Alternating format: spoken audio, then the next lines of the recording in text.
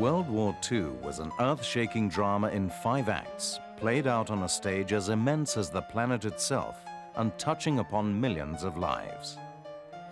The prelude to the war took place in the 1930s, when Hitler intimidated the democracies and extended the boundaries of his malign power. He achieved this through gangster-like tactics in a combination of bluff and bullying.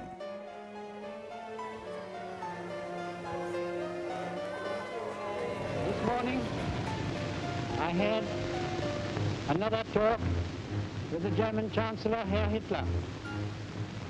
And here is the paper which bears his name upon it as well as mine.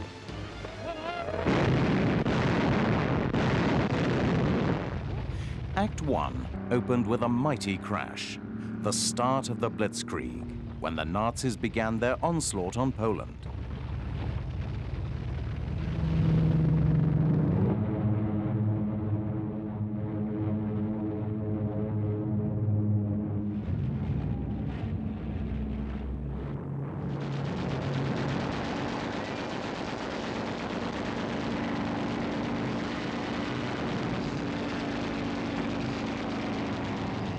Britain and France, after years of appeasing Hitler, stood by their promises to the Poles and declared war on Germany.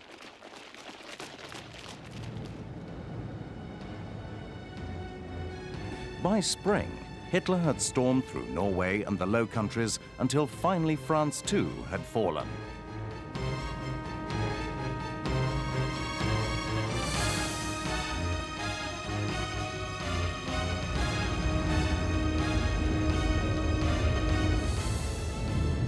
But one triumph eluded Hitler.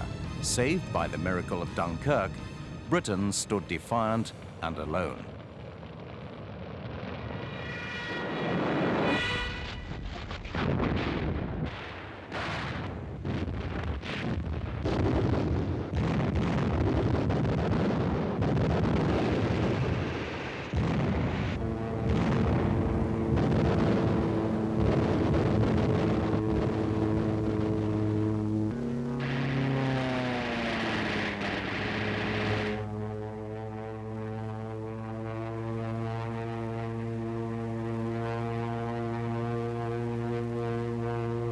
After the Battle of Britain, Hitler postponed his planned assault on British soil and switched his malevolence to the east, invading Russia.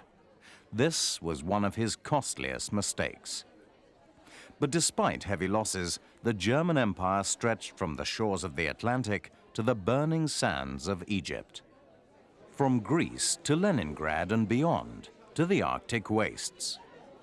Act 2 of the drama began in 1941, when the Japanese Zeros streaked out of a dawn sky to attack the American base at Pearl Harbor.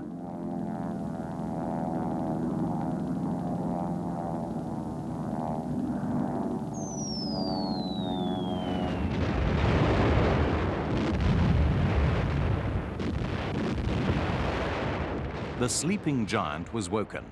The USA declared war on the Japanese, and by now all of the principal players were on the stage. In a string of surprising victories, Japanese forces swept through the Western Pacific and Southeast Asia. Malaya was overrun, Singapore capitulated, and the Dutch East Indies and the Philippines were conquered. The Japanese juggernaut rolled through Burma to put India in peril, and island hopped to New Guinea to threaten Australia. A quarter of the globe was in the control of the Japanese. But their plan was not flawless. Their victory at Pearl Harbor was not complete. The US carrier fleet was at sea on the day of the attack, and they lived to fight another day. Act 3 of the war came from the people, something Hitler had not bargained for.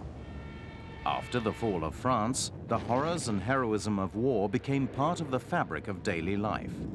The bank clerk, the farm worker, the factory girl and the office fire watcher were as much in the front line as any soldier. In the year after the Blitz, more civilians than fighting men died from enemy action.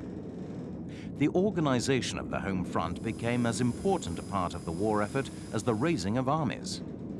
Total war meant that people had to be fed, housed, trained, protected from air attack, supplied with gas masks and ration books. Morale had to be kept high through propaganda, and when life was at its grimmest, people needed something that would raise a smile. In the occupied nations, some civilians joined the resistance to set Europe ablaze. The Nazis retaliated, but reserved their greatest ferocity for their onslaught on the Jews. 6 million were murdered in Hitler's final solution.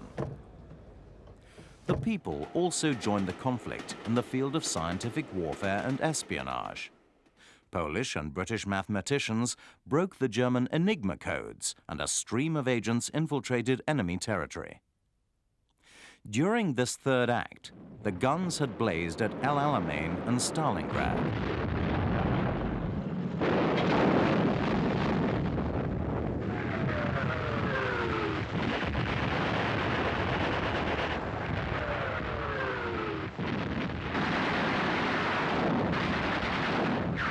With these two resounding victories, the tide of the war was turning in favor of the Allies, and the fourth act was about to be played.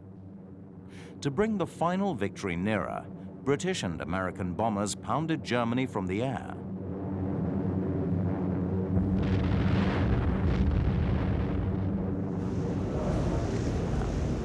Brave sailors ran the gauntlet of the U-boat packs in the Atlantic.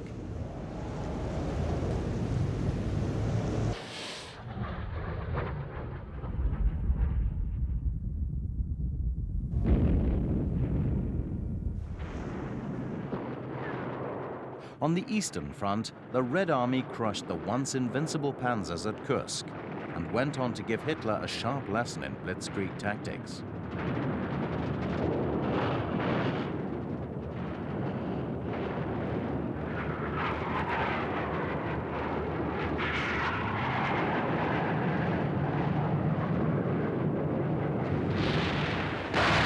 The Africa Corps was driven out of North Africa, Italy was invaded, and Mussolini deposed.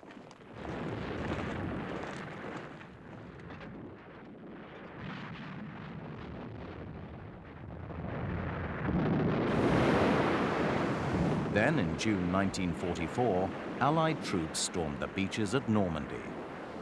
Hitler now faced what he feared most of all: war on two fronts. As defeatism spread through the German high command, a plot to assassinate Hitler came within a breath of success. But the German army fought on stubbornly.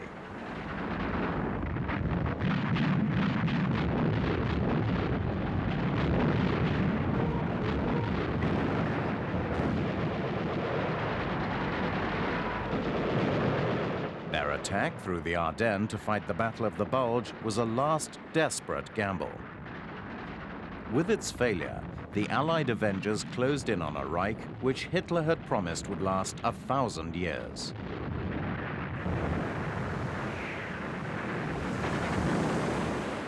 In the Pacific, the plot evolved into the same fate for the Japanese. From the moment when they had failed to achieve a total and crushing victory at Pearl Harbor, defeat was inevitable for Japan. But turning the inevitability into reality was to take a heavy toll in human lives, for the Japanese were tenacious fighters.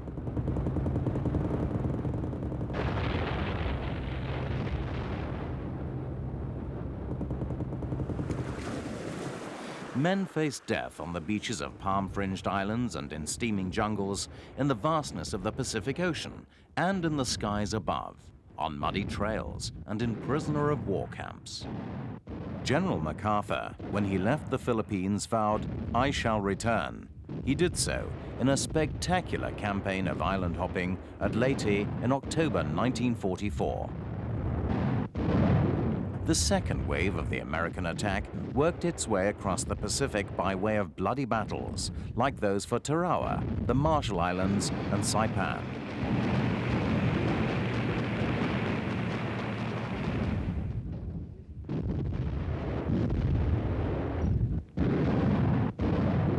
In China, Chiang Kai-shek fought on under the promptings of Vinegar Joe Stilwell, and in Burma, the forgotten 14th Army beat the Japanese at their own game of jungle warfare. On land, sea, and air, the Japanese were driven to the last desperate resort of a nation staring defeat in the face. As Act 4 was closing, defeat was a constant companion for the Nazis and the Japanese.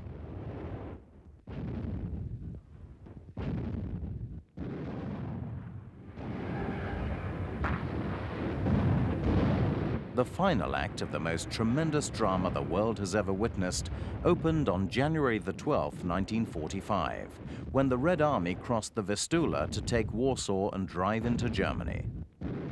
In the West, the British and Americans pushed deep into the Reich.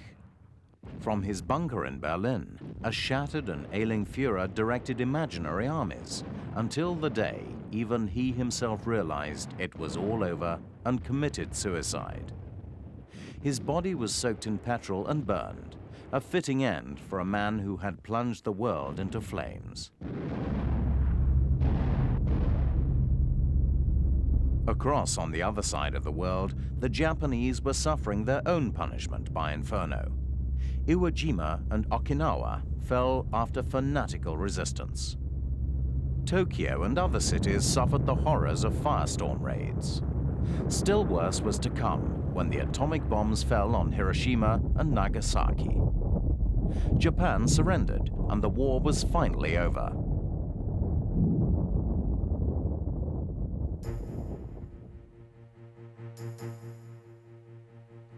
As in all wars and battles, victory is never possible without the men behind the machines.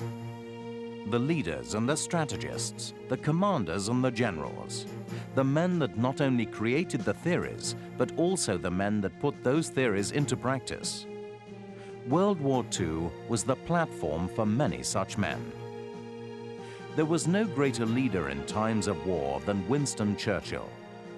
Churchill was the Prime Minister for the greater part of the war, and it is his name, more than any other, that is forever linked with the great fighting spirit and resolve that saw Britain survive the threat of defeat by Nazi Germany.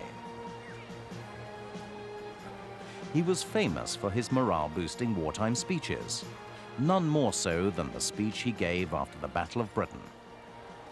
The gratitude of every home in our island, in our empire, and indeed throughout the world, except in the abodes of the guilty, goes out to the British airmen who, undaunted by odds, unwearied in their constant challenge and mortal danger, are turning the tide of the world war by their prowess and by their devotion. Never in the field of human conflict was so much owed by so many to so few.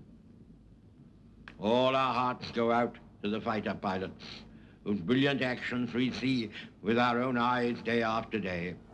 Churchill's emergence as Prime Minister in 1940 was a classic example of the crisis producing the right person to solve it.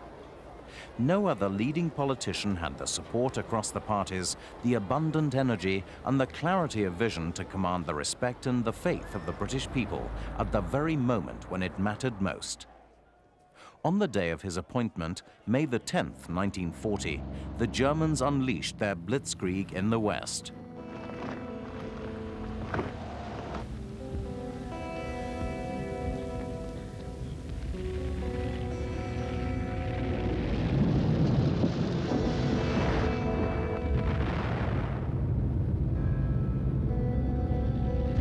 Within 6 weeks, they had conquered most of Western Europe, pushing out the British forces via Dunkirk in the process.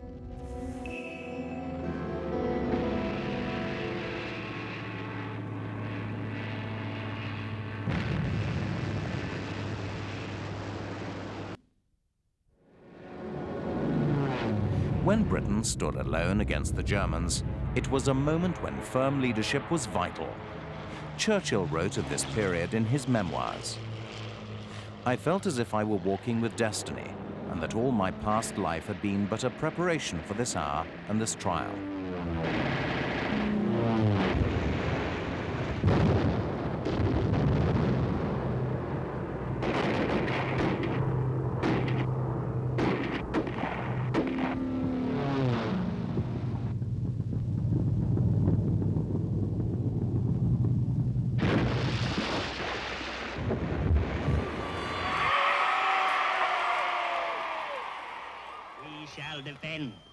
our island, whatever the cost may be. We shall fight on beaches, landing grounds, in fields, in streets, and on the hills. We shall never surrender.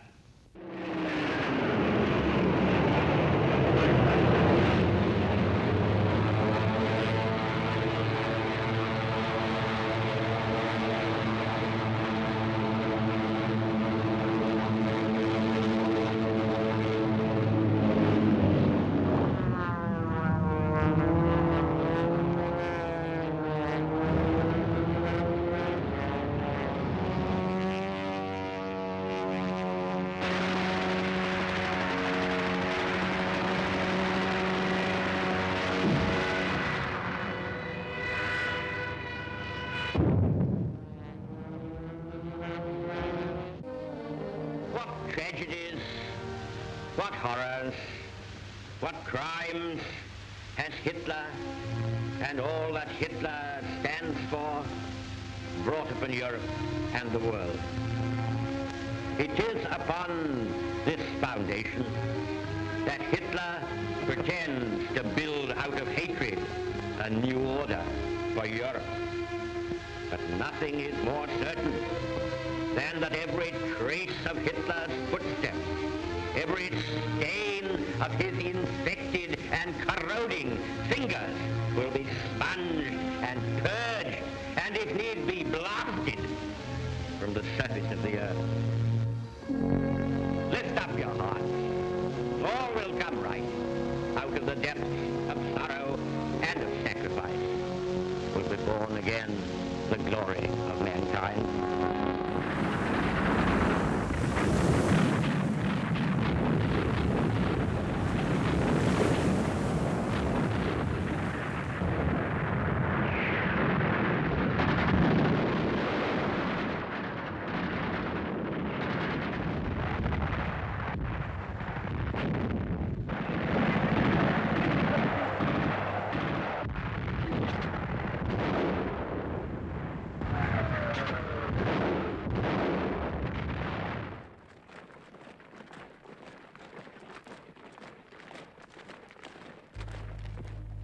Hostilities will end officially at 1 minute after midnight tonight, Tuesday, the 8th of May.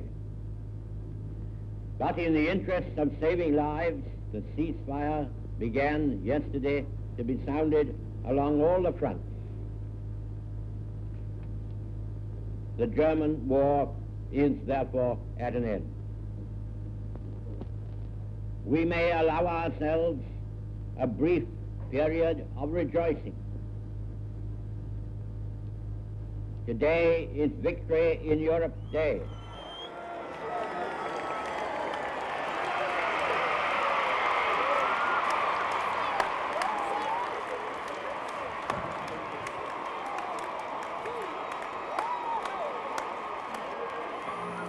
Churchill's wartime leadership was legendary, motivating the nation through disaster and triumph alike. The country was indebted to him, and the gratitude of the nation was no more apparent than on the day of his funeral in 1965.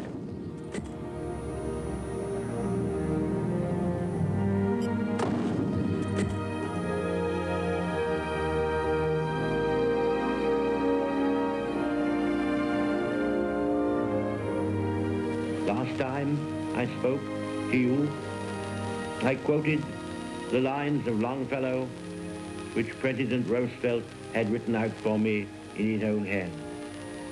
I have some other lines which are well known, but which seem apt and appropriate to our fortunes tonight, and I believe they will be so judged wherever the English language is spoken or the flag of freedom flies.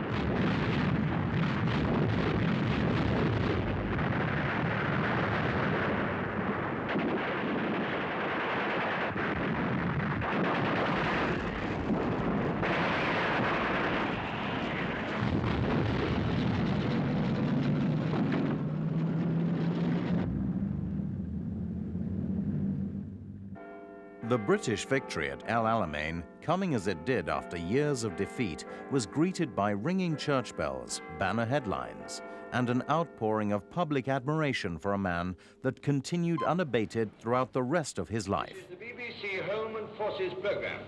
This is Bruce Belfridge. Here's some excellent news which has come during the past hour in the form of a communique from GHQ Cairo. It says, the Axis forces in the Western Desert, after 12 days and nights of ceaseless attacks by our land and air forces, are now in full retreat. Field Marshal Montgomery was a man obsessed with order, precision, and method. He based his campaigns on planning and an absolute unwillingness to improvise or take chances.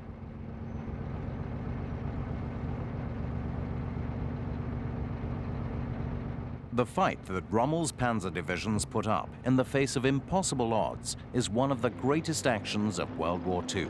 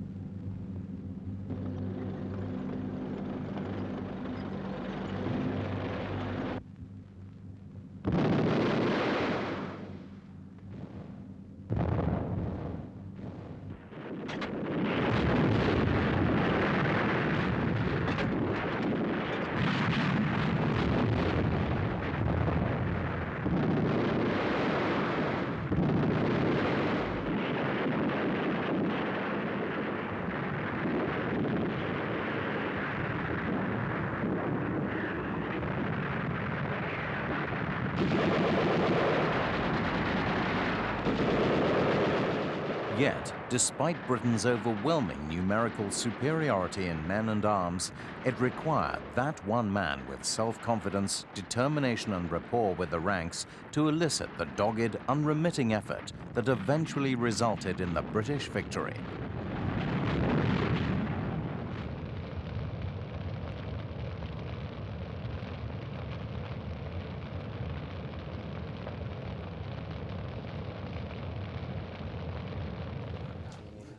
During the Normandy landings of D-Day, he was the leader of the British forces.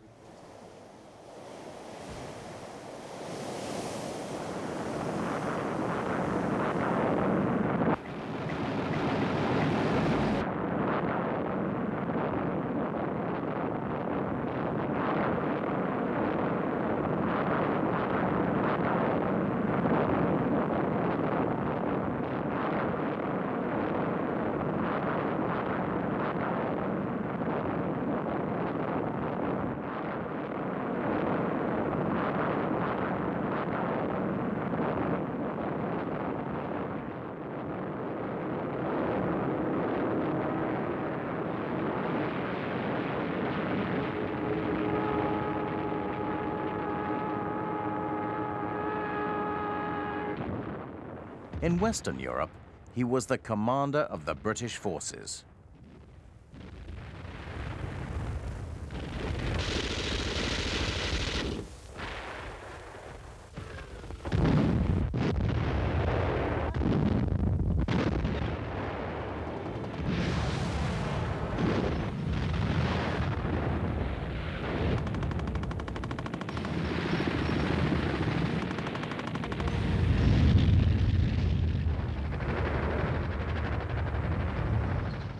To many of the men who served in the ranks in the desert or later, he was almost a godlike figure. He had the great gift of being able to explain the most complicated plan so that it appeared simple, and when he had finished a briefing, everyone present knew exactly what he had to do. You have altered the face of the war in a most remarkable way.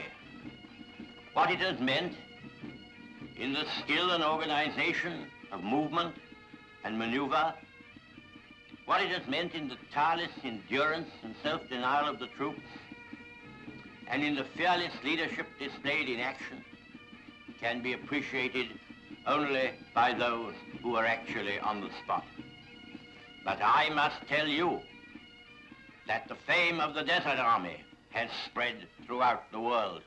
Many of his superiors considered him a first-class leader who took no risks and was the personification of the dedicated professional soldier.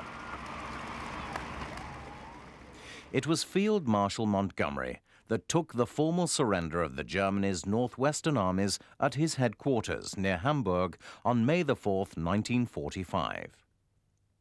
Montgomery read out the surrender document, finishing with a declaration that unless the Germans signed it there and then, hostilities would be resumed. The German delegation will now sign this paper, and they will sign in order of seniority, and General Admiral von Friedeberg will sign first.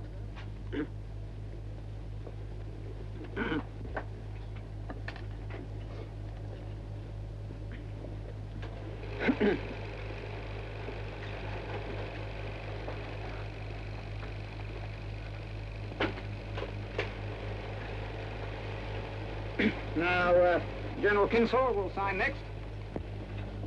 Montgomery countersigned the document on behalf of the Supreme Allied Commander, General Eisenhower.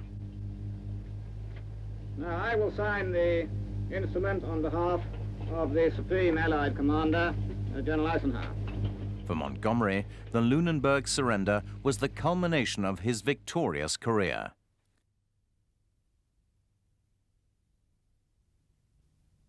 General George Smith Patton, flamboyant, swaggering, and controversial. He was a man of contrasts, deeply religious and fiercely profane. A hot-tempered, ruthless fighter with a kind heart. A learned military tactician and a fiery tank commander.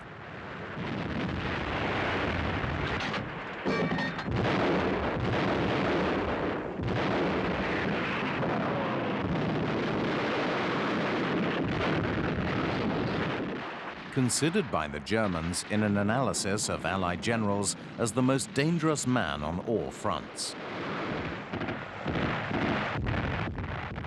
At the highlight of his career, Patton was given command of the Third Army.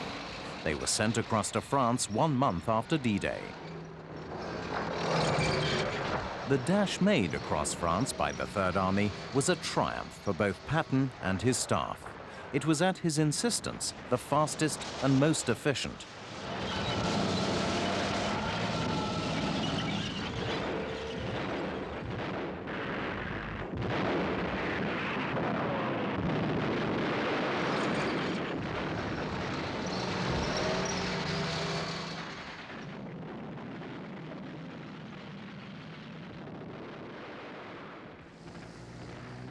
It was at the Battle of the Bulge that the strength of General Patton's command shone through.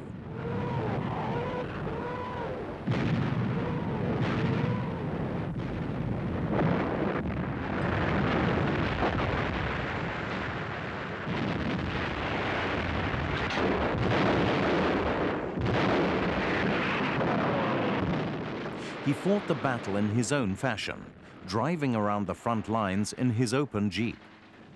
One of his cardinal rules was that commanders and their staff should be seen physically by as many individuals in their command as possible. Patton visited battle lines and unit command posts at every critical point. He was never seen moving backwards. He would always fly to the rear lines to save time, but more importantly, to avoid the possibility of lowering morale. He described the battle himself as one of the greatest exploits in military history, executed under the most difficult and trying conditions and against tremendous odds. He further maintained that he had very little to do with the victory. All he did, he said, was to give the orders. It was his staff and the troops that performed this amazing feat. During a briefing to his men, he told them, "There is probably no commander in Europe who did less work than I did. You did it all." This was not a man indulging in a false show of modesty. He believed every word he said. What he did not say, however, was that in addition to giving the orders, it had been he who turned the Third Army into an efficient, well-knit team capable of carrying out his orders. It was also he that kept them functioning at peak performance under extremely difficult conditions. Though his reputation was made as a tank commander, his army's success at the Bulge depended far less on spectacular tank battles than on his superb coordination of armored, infantry, artillery, air and support forces.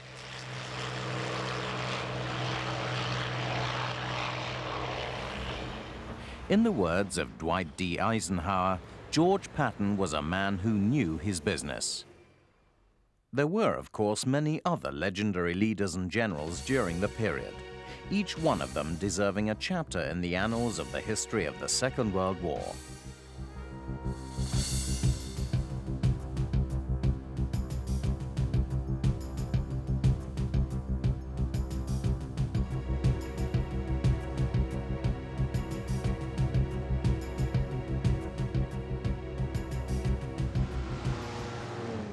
It is not only the great leaders that made their mark as men of the moment. During the Second World War, there were many accounts of bravery from individuals, feats of superhuman courage with no other motive other than to help save the lives of others. War inevitably brings forth heroes, men and women that go beyond the call of duty. It would be impossible and also unfair to try and categorize them into levels of bravery. But there is one decoration that is given to those who perhaps just went that little bit further. The Victoria Cross is by far the world's most coveted medal for bravery. Although instituted more than a century ago and spanning the four most terrible wars in Britain's history, it has been awarded to only 1,350 men, 3 of whom have won it twice. One was also awarded to the American unknown warrior, who lies buried in the Arlington National Cemetery in Washington as a symbol for all those who died in the Allied cause. The deeds for which the Victoria Cross has been won are as varied as the backgrounds from which the recipients have come.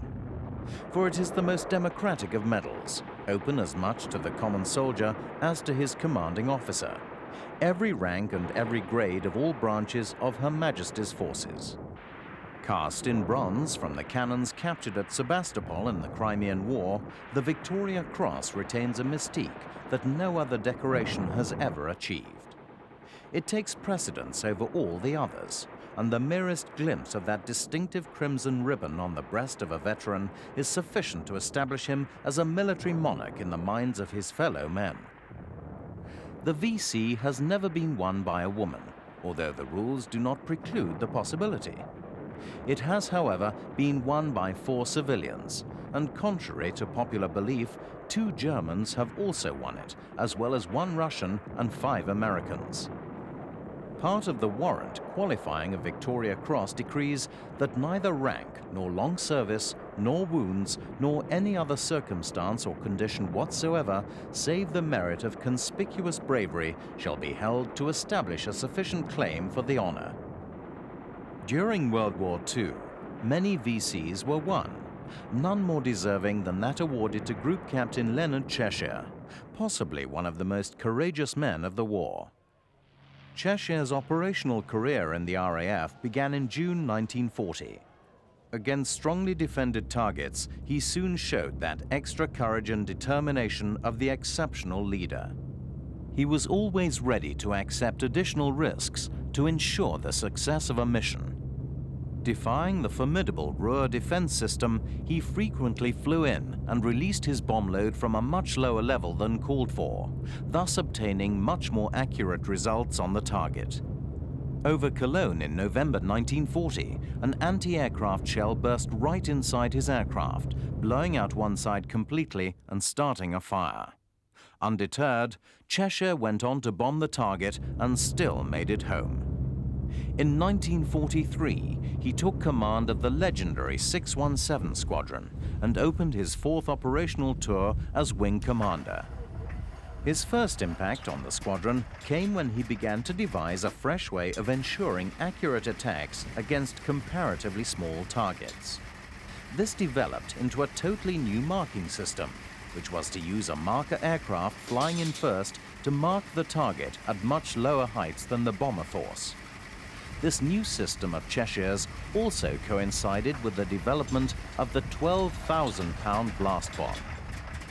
The first raid was on the aircraft factory at Limoges on the 8th of February. Cheshire led 12 Lancasters through cloud to reach the target in moonlight.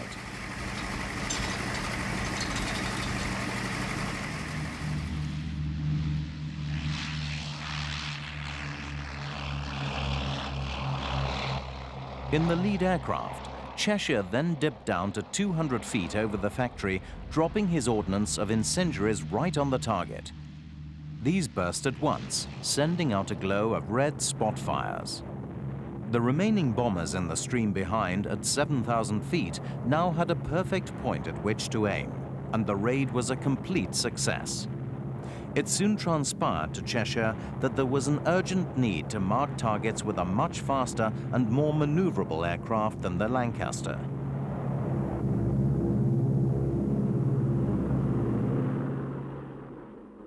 He was very soon given 2 Mosquitoes, which were perfect for the task. It was the famous Munich raid, which helped win Cheshire his Victoria Cross. 4 Mosquitoes were to make the first markings of the target. The pilots were Wing Commander Cheshire, Flight Lieutenant Kearns, Squadron Leader Shannon, and Flight Lieutenant Falk.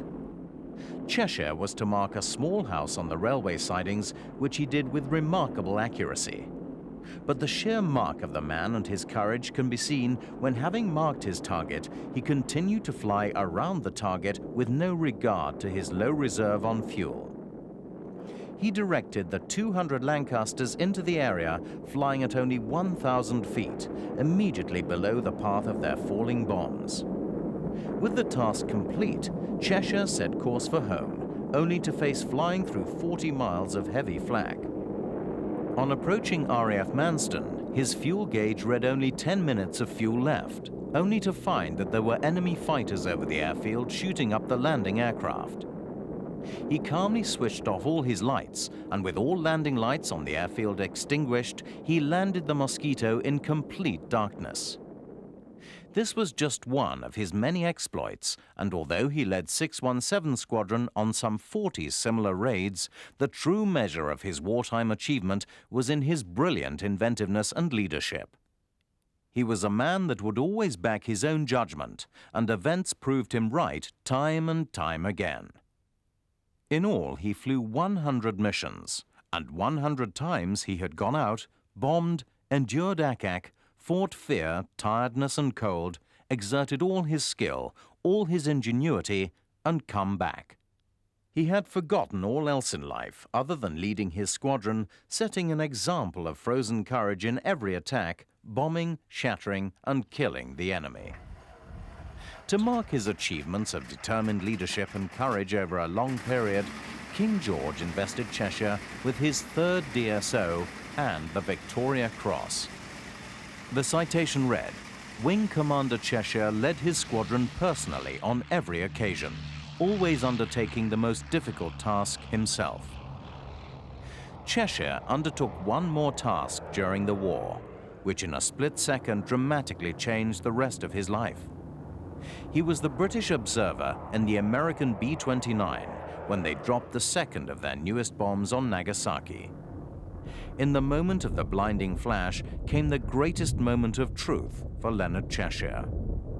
The supreme efficient man of war, a much decorated hero of 100 mortal raids against the enemy, was to spend the rest of his life as a crusader of peace. Only 3 men have ever won the Victoria Cross twice, and only one of those 3 was decorated during World War II. Captain Charles Aslett Upham of the 2nd New Zealand Expeditionary Force was that brave soldier. It was in Crete between the 22nd and the 30th of May 1941 that the then 2nd Lieutenant Upham won his first decoration, when he displayed outstanding courage and leadership in very close-quarter fighting. A small force of New Zealanders was attacking the German army at Melem. A German machine gun nest was proving difficult to overcome. Under the cover of darkness, Charles Upham advanced single-handedly on the gun position. He fearlessly attacked, firing his handgun and throwing a series of grenades. This threw the German gunners completely, which in turn enabled the rest of his force to follow up the attack and destroy the position.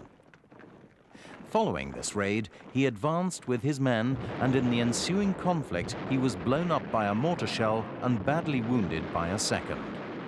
He was later hit by rifle fire, badly injuring his foot. But in spite of his wounds, and also suffering from a severe attack of dysentery, he refused hospital treatment. At one point in the conflict, when his company were forced to retire, the wounded second lieutenant carried another wounded man back to a safe position. In the same battle on the 30th of May at Svakia, he beat off an attack by the Germans, 22 of them falling to his short-range pistol fire. This won him his first Victoria Cross. The Bar was awarded for his gallantry on the 14th and 15th of July in 1942. Now a captain, Charles Upham was leading his company at El Ruwaysat Ridge near El Alamein. After being hit twice and wounded, he refused to leave his men and insisted on leading them into battle. Just before dawn, he led them in a determined attack, capturing his objective only after fierce fighting. With only hand grenades, he personally destroyed a German tank, along with several guns and armored vehicles. Although his arm had been broken by a machine gun bullet, he continued to hold the position until at last, weak from loss of blood, he was taken off for medical treatment. Having had his wounds dressed, he immediately returned to his men, remaining with them until once again he was severely wounded and unable to move. He was captured and held as a prisoner of war until he was liberated in 1945. A very brave and gallant man. Of course, not all heroes that showed supreme courage were awarded the Victoria Cross. During the Battle of Britain, only the RAF's fighter pilots stood between Britain and the planned Nazi invasion. One of the most legendary of these champions of the air was Douglas Bader, an amazing character who had lost both legs during a pre-war flying accident. In spite of his somewhat precarious disability, he was a man with a forceful disposition, and it was due to this great inner strength that the RAF were persuaded to let Bader fly operationally when the war started. He was very soon promoted to Flight Lieutenant of 222 Squadron when he claimed his first enemy kill by shooting down an Me-110 over Dunkirk. In July 1940, he was given command of 242 Squadron, a unit comprising mainly of Canadian pilots, which had been withdrawn, demoralized from France. Bader had a firm belief in his ideas of air warfare, which quite often the Air Ministry were forced to listen to. It was his idea that more damage could be inflicted on the German bombers by much larger formations of fighters. This led to a heated argument between AOC Trafford Leigh-Mallory and his 11 Group commander, Keith Park. By September 1940, however, his theory was put into regular practice, and the big wing formations were soon standard procedure. During the Battle of Britain, he was constantly leading his large formations of Hurricanes and Spitfires into the conflict with devastating results for the enemy. It was at this time when Bader was awarded the DSO for his bravery. From a very early stage in his career, Bader had laid down certain precedents for fighter pilots in the combat area. They should dive down to the enemy formation to try and break it up, and always with the sun behind them. Never, under any circumstances, follow a damaged opponent down, hoping for a kill, for a pilot would be a sitting target for any enemy fighters above. Straggling behind was disastrous. The lone fighter would be easy prey for hostile guns. Bader's concept worked, and very soon Leigh-Mallory began to call 242 the Disintegration Squadron. In October 1940, Hitler's planned invasion was postponed, and he turned his bombers onto the cities of Britain. By this time, Bader was commanding no fewer than 5 squadrons. In March 1941, he was promoted to wing commander and became one of the first wing leaders. He made many kills over the French coastal areas. On August the 9th, however, he made his last. He had just shot down 2 109s when he was attacked and his aircraft hit. With the aircraft in flames, he had to bail out, losing his 2 artificial legs in the process. He landed in enemy territory and was immediately taken prisoner. Amazingly, a report came via German radio intelligence that they were requesting a new set of legs for Bader and that they would give permission for a British plane to land. The RAF, however, opted for a different method and dropped a new set of legs from a Blenheim during a bombing raid. Bader was taken to a POW camp, but he attempted to escape. He was caught, after which he made several more escape attempts, until finally he was taken to Colditz Castle, the camp for constant escapees. It was here that he remained for the rest of the war. Liberated on the 14th of April 1945, he returned to England, where he was promoted to group captain and commanding officer of the Fighter Leaders School at Tangier. When the RAF performed the flypast in 1945 over London to mark the victory, Bader was out front in the lead fighter, one of the greatest characters of the war and one of the finest leaders.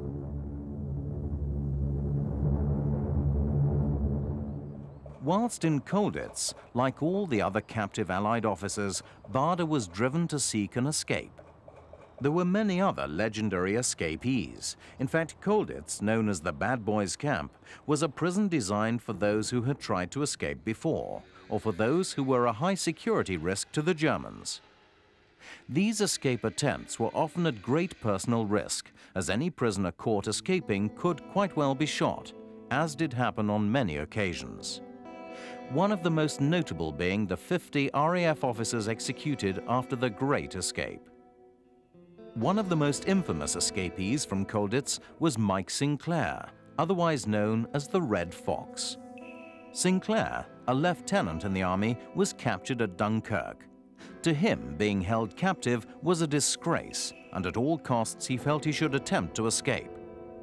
Not only to get back to England and the fighting, as one man couldn't really make much difference to the war, but mainly because that getting out of the camp would mean that the Germans would call out thousands of troops to hunt him down, thus occupying them in activities away from the war. He had originally been taken to a camp at Posen, from which he escaped. He was caught and then taken to Colditz via Vienna. En route, he escaped again, and again he was eventually recaptured and ended up in the castle confines. On a visit to the doctor at nearby Leipzig, Sinclair again escaped from his guards. He was caught 3 days later in Cologne. One of his most spectacular attempts was when he dressed up as the camp commandant, Franz Josef. He spent 3 months studying his walks and mannerisms. In September 1943, Sinclair and 2 others, also in German uniforms, simply walked out of the camp, relieving the sentries from duty as they went by ordering them back to the guardroom. On the last sentry post, one guard was unsure about Sinclair and demanded identification. In the fracas that followed, Sinclair made a run for it and a shot was heard. Sinclair fell to the ground. Luckily, he was only wounded as the bullet had ricocheted off his ribs. This was his 7th escape attempt from Colditz. An 8th attempt with Jack Best was over the West Terrace. They had only a few seconds between the guards as they slipped out of a window along the terrace wall, over the parapet and down into the woods below. Sinclair and Best got as far as the Dutch frontier when they were spotted by an off-duty policeman and caught once again. But their escape had involved over 20,000 of the German Home Guard being called out to search for them, men that would normally have been manning the anti-aircraft defenses and such like. By the summer of 1944, it was apparent that the war could only go one way, and the end was in sight. But still Sinclair felt it was his duty to escape. Many years before, a Frenchman had escaped successfully by jumping over a 10-foot fence in the park grounds. On a sunny afternoon on September the 25th, a group of men, including Sinclair, were walking in the park area. Suddenly, without any warning or foreknowledge among those present, Sinclair broke away from the group, sprang across the tripwire, and reached the main fence. Gripping onto the barbed wire, he jumped over and came down the other side. a German NCO ordered Sinclair to stop, an order which was ignored. He continued running 150 yards down the ravine to where a stream went through an iron grid. He had to get through the grid or scale a 10-foot brick wall. Before he could do either, a shot rang out and Mike Sinclair, the Red Fox, one of the greatest escapees of all time, was dead. He was buried at Colditz with full military honors. Major Richard Bong was a highly decorated young pilot. Not only in his wartime career was he awarded the Congressional Medal of Honor, the DSC, 2 Silver Stars, 7 DFCs, but also 15 other air medals for gallantry. In achieving these decorations, he also became the leading American ace of any war, with 40 kills to his credit, and he flew 200 missions throughout the Pacific. Major Bong was a past master of flying fighters and a more than able tactician. He realized the importance of protecting his flanks, and his wingman was always the most experienced and capable flyer he could find. But on one occasion, however, he got it wrong. He had already notched up 20 victories in his P-38 Lightning fighting the Japanese Zeros, so he was hardly a novice pilot. He was out to intercept a Japanese bomber formation protected by fighters. He prepared himself for what should have been a tidy massacre, but he suddenly became aware that his wingman beside him was not flying a P-38. It was an enemy Zero. Bong sharply put his aircraft into an aerobatic routine, intending to shake the Zero off. At 15,000 feet, he leveled off and looked in his mirror. It was still there. He again maneuvered his aircraft in a series of dives, spins, and turns until he was only a few feet above the sea.